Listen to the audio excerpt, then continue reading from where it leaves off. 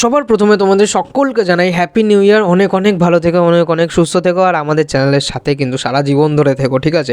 জাকিয়ে তো শীত পড়েই গেছে, আর আমরা এই শীতের মধ্যেই বানাতে চলেছি আজকে ফুলকপির পকোড়া। তো প্রথমে ভাই এখানে নিয়ে নিয়েছিলাম ফুলকপিগুলোকে সুন্দর করে কেটে, তারপর একটু লঙ্কা কেটে নিয়েছিলাম, তার মধ্যে দিয়ে দিয়েছিলাম 4 থেকে 5 চামচ মতো বেসন, উপর থেকে দিয়ে দেবো একটুখানি sunrise and meat masala. No promotion ভাই, প্রমোশনের আমার এখনও সাবস্ক্রাইবার হয়নি, তোমরা এখনও সাবস্ক্রাইব করোনি, তাড়াতাড়ি সাবস্ক্রাইব করো যাতে একদিন এই সানরাইজের প্রমোশনটাও আমি পেয়ে যাই। আর কোনটার পরিমাণ কী দিচ্ছি আমি কিন্তু ভাই মানে বলতে পারবো না, তার জন্য এবার মাকে শিফট করে দিলাম পুরো ব্যাপারটাই। এবার এই মাখার ব্যাপারে মা একদম এক্সপার্ট, পরেরটুকু পুরোটাই মা করছে। যখন ব্যাপারটা এইরকম হয়ে যাবে তখন ভাই জল দেওয়াটা কমিয়ে দেবে, একটু একটু করে জল দিয়ে মেনলি মাখতে হবে।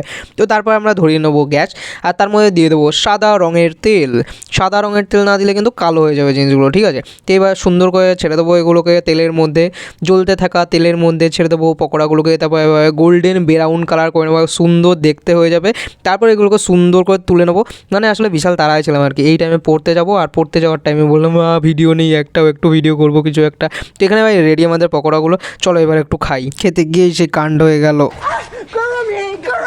তারপর একটু ভাবলাম ভালোভাবে একটা শর্ট নিই, তারপর ভাবলাম এই যে ঠিক আছে ঠিক আছে, এবার ভিতরটা দেখো, ভিতরে কিন্তু সেই লাগছে, ঠিক আছে? তো টাটা, আবার দেখা হচ্ছে নতুন ভিডিও।